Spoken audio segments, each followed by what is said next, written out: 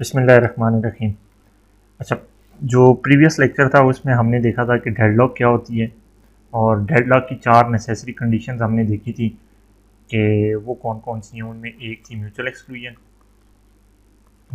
दूसरी थी हमारे पास होल्ड एंड वेट, तीसरी थी हमारे पास नो प्रीएम्पशन,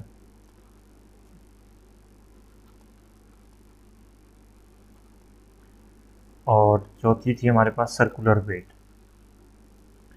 ये चार नेसेसरी कंडीशंस थी जो अगर सिस्टम में मौजूद हों तो इट्स मीन कि उस सिस्टम के अंदर डेड लॉक पैदा हो सकती है या चांसेस हैं कि वहाँ पे डेड लॉक पैदा हो जाएगी। अब क्वेश्चन ये है कि अगर डेड लॉक पैदा हो जाती है तो हम उसको कैसे कैसे हैंडल कर सकते हैं। तो हैंडलिंग कैसे करते हैं जी डेड लॉक की? तो हैंडलिंग के भी चार तरीके हैं हैंडलिंग डेड लॉक। और वो चार तरीके कौन कौन से हैं? पहले नंबर पे है कि आप कोई ऐसा तरीका लगाएं कि आप डेड लॉक को प्रिवेंट कर सकें, कि मतलब डेड लॉक को कभी ना होने दें। दूसरा क्या है कि आप डेडलॉक को अवॉइड कर सकें। ठीक है। तीसरा है जो सबसे इजी है कि डेडलॉक को इग्नोर कर दें। और जो लास्ट है वो है कि डेडलॉक को डिटेक्ट करें और उसके बाद रिकवरी कर लें आप, कि डेडलॉक को आप ठीक कर लें, मतलब जिसकी वजह से भी डेडलॉक हो रही थी। तो ये बेसिकली चार तरीके हैं डेडलॉक हैंडलिंग के, चार मेथड्स हैं। और ये क्वेश्चन भी पूछा जाता है अक्सर कि डेडलॉक हैंडलिंग के कितने मेथड्स हैं? तो चार हैं। डेडलॉक की नेसेसरी कंडीशंस कितनी हैं? तो चार हैं। ठीक है। तो अब हम देखते हैं वन बाय वन इन चारों मेथड्स को कि इनके अंदर क्या डिफरेंस है। इनमें ये जो दो मेथड्स हैं ये बिफोर डेडलॉक हैं, कि मतलब डेडलॉक होने से पहले पहले आप इनको यूज़ कर सकते हैं। और ये दो मेथड हैं कि ये आफ्टर डेडलॉक हैं, अगर डेडलॉक हो जाए तो फिर आप क्या करेंगे। इनमें ये जो दो लास्ट वाले हैं ये बड़े इजी मेथड हैं। ये मतलब आप जनरली यूज़ करते हैं। इन चारों के अंदर जो सबसे ज़्यादा यूज़ होने वाला मेथड है डेडलॉक से रिलेटेड वो ये वाला है कि डेडलॉक को इग्नोर कर दें, क्योंकि डेडलॉक आपकी कोई ऐसी चीज़ नहीं है जो फ्रीक्वेंटली हो रही होगी। मे बी आपका 6-8 घंटे मुसलसल पीसी चल रहा है या कई दिन मुसलसल चल रहे हैं और फिर उस दौरान कहीं कोई ऐसी एग्जीक्यूशन का सीक्वेंस ऐसा बन गया है कि आपकी डेडलॉक अकर हो गई है। तो वरना डेडलॉक नॉर्मली अकर्स नहीं होती, बहुत कम अकर्स होती हैं। तो इस वजह से ये जो ऑपरेटिंग सिस्टम के मैन्युफैक्चरर हैं वो डेडलॉक को यूजुअली हैंडल ही नहीं करते। वो कहते हैं कि इसको इग्नोर कर देंगे। तो अगर इग्नोर कर देंगे और फिर डेडलॉक अकर होगी तो फिर क्या होगा? आपके पास एक ही ऑप्शन है कि आप रीस्टार्ट कर दें या रीसेट कर दें पीसी को या रीस्टार्ट कर दें, यानी फिजिकली आप उसको ऑफ करके ऑन कर दें। ये जो काम आप अक्सर करते भी हैं कि पीसी अगर हैंग हो गया तो बस पावर बटन को थोड़ी देर दबा के रखें, जब पावर उसकी कट ऑफ हो जाएगी दोबारा से ऑन करने वो चलना शुरू हो जाएगा। तो ये डेडलॉक इग्नोरेंस जो है ना ये सबसे ज़्यादा यूज़ की जाती है। डेडलॉक डिटेक्शन एंड रिकवरी, ये भी बड़ा इजी मेथड है कि आपका ऑपरेटिंग सिस्टम जब डिटेक्ट कर लेता है कि अच्छा प्रोसेस P1 P2 P3 ये जो तीन मेरे प्रोसेस हैं ये डेडलॉक में फंस गए। ठीक है।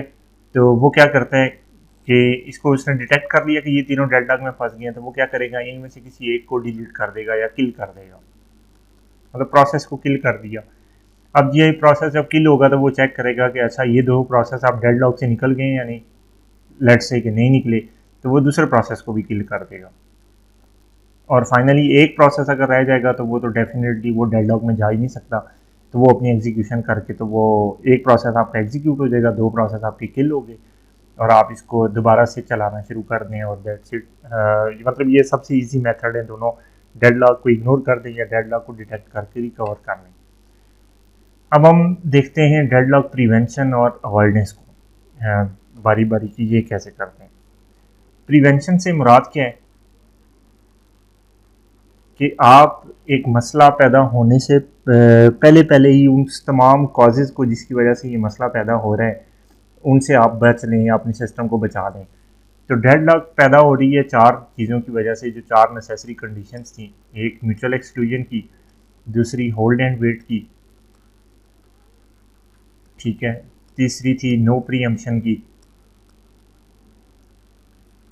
और चौथी थी सर्कुलर वेट की। ये 4 कंडीशंस थी, आपको पता है। तो प्रिवेंशन क्या कहती है कि इन चारों में से किसी एक कंडीशन को आप जो है ना फॉल्स कर दें, क्योंकि आपको पता है ये चारों एग्जिस्ट करेंगी तो डेडलॉक होगी। अगर इनमें से एक भी एग्जिस्ट वाली नहीं करती, मतलब 3 एग्जिस्ट करती हैं, एक नहीं करती, तो डेडलॉक नहीं हो सकती। तो ये चारों अगर एग्जिस्ट करेंगी तो डेडलॉक होगी। अब क्वेश्चन ये आता है कि इन चारों में से किस कंडीशन को हम किस तरीके से मतलब इसको निकाल सकते हैं और उसका इम्पेक्ट क्या पड़ेगा। अगर तो आप कहते हैं कि जी हम म्यूचुअल एक्सक्लूजन सिस्टम में ख़त्म कर देते हैं, हम कहते हैं कि ठीक है जी, एक रिसोर्स को एक से ज़्यादा प्रोसेस बेशक एक्सेस करें, तो अब म्यूचुअल एक्सक्लूजन आपने ख़त्म कर दी, म्यूचुअल एक्सक्लूजन ख़त्म होगी तो डेडलॉक तो कंफर्म फॉर श्योर नहीं होगी, लेकिन आपको नुकसान क्या होगा इसका, इनकन्सिस्टेंसी आ जाएगी। और इनकन्सिस्टेंसी की वजह से ही तो आप म्यूचुअल एक्सक्लूजन को करना चाह रहे थे कि आपके आउटपुट जो है ना डिफरेंट टाइम पर डिफरेंट आउटपुट आना शुरू हो जाएगी। तो ये म्यूचुअल एक्सक्लूजन जो है ना, ये आपका पहला, अगर आप इसको ख़त्म कर देते हैं तो ये प्रिवेंशन में ही आती है कि आपने म्यूचुअल एक्सक्लूजन सिस्टम के अंदर से ख़त्म कर दी है। तो आप डेडलॉक तो नहीं हो सकती, लेकिन उसका जो आपको नुकसान हो रहा है वो ये है कि आपका रिजल्ट आउटपुट जो है ना वो ठीक नहीं है। अब होल्ड एंड वेट, इस कंडीशन को अगर आप ख़त्म करते हैं तो आप काफ़ी हद तक डेड लिस्ट को मतलब अच्छे तरीके से कर सकते हैं। होल्ड एंड वेट की कंडीशन में क्या है कि आपके अगर 2 रिसोर्सेज थे P1 P2, और इन्होंने R1 और R2 को ऑक्यूपाई किया, और उसके बाद ये वेट कर रहे थे, P2 वेट कर रहा था जी कि अब R1 मुझे मिले, और इसी वजह से डेडलॉक हो रही थी। तो आपने यहाँ पे होल्ड एंड वेट की कंडीशन क्या लगा दी कि भाई कोई भी प्रोसेस अपने रिसोर्सेज अक्वायर करने से पहले ये चेक कर ले कि मेरे जितने भी मुझे रिसोर्सेज रिक्वायर्ड हैं वो अवेलेबल हैं। अगर अवेलेबल हैं तो उन तमाम को इकट्ठा एक ही दफ़ा पे वो एक्वायर करे और उसके बाद एग्जीक्यूशन की तरफ जाए। और अगर ऐसी चीज़ नहीं है तो वो जो प्रोसेस रिसोर्सेज अवेलेबल हैं उनको भी एक्वायर नहीं करेगा। तो इस तरह से ये जो कंडीशन है, अगर आप इसको किसी तरीके से रिमूव करवा सकते हैं, मतलब जिस तरह मैंने आपको एक सिनेरियो बताया, तो फिर आपकी डेडलॉक प्रिवेंट भी हो जाती है और आपकी आउटपुट पे भी कोई ऐसा इशू नहीं पड़ता। जो नुकसान है वो ये आपको होगा कि आपके रिसोर्सेज आइडल पड़े रहेंगे, मतलब जो रिसोर्सेज पड़े हुए हैं लेकिन वो किसी और रिसोर्सेज की वजह से अब यूटिलाइज नहीं हो सकते, ये आपको नुकसान है। लेकिन ये है कि ओवरऑल सिस्टम के लिए ये बेहतर है। नो प्रीएम्पशन क्या है कि फ़र्ज़ किया कि एक प्रोसेस आपका एग्जीक्यूट हो रहा था, उसने R1 को ऑक्यूपाई किया हुआ है, और एक और प्रोसेस है P2, ये इससे हायर प्रायोरिटी का प्रोसेस है, या मतलब ये भी एक प्रोसेस है, और इसने R2 को किया, और P2 की एग्जीक्यूशन के लिए इसे R1 चाहिए। तो आप क्या कहते हैं कि आप यहाँ पे भी एक कंडीशन लगा देते हैं कि अगर P2 की प्रायोरिटी P1 से ज़्यादा है तो फोर्सफुली R1 को प्रीएम्प्ट करे P1 से और असाइन कर दे P2 को। तो इस केस में आप P2 अपनी एग्जीक्यूशन जब फिनिश कर लेगा तो ये अपने रिसोर्सेज रिलीज़ कर देगा, और आप P1 अपनी एग्जीक्यूशन उसके बाद फिनिश कर देगा। अब इस केस में आपकी डेडलॉक तो नहीं होगी, लेकिन आपको लॉस क्या होगा, ये अगेन वही म्यूचुअल एक्सक्लूजन वाली इशू आ जाएगा आपके पास। और फर्ज किया P1 ने अपनी कुछ एग्जीक्यूशन की हुई थी, लेट से 30% उसने अपना कोई टास्क परफॉर्म कर लिया हुआ था, और वहाँ से आपने फोर्सफुली उस रिसोर्स को उठा के P2 को दे दिया। तो आप P2 तो अपनी एग्जीक्यूशन कर लेगा, लेकिन उसके बाद जो जब वापस R1 आएगा P1 के पास, तो अब ये तो अपनी वहाँ से आगे एग्जीक्यूशन करेगा, लेकिन R1 की वैल्यूज़ अपडेट हो चुकी होंगी, तो अब आपकी आउटपुट इनकन्सिस्टेंट आ जाएगी। तो यहाँ पे भी अगेन आपको इनकन्सिस्टेंसी मिल जाती है, ठीक है। और ये आपका सेम इशू वही है जिस तरह से म्यूचुअल एक्सक्लूजन वाला था।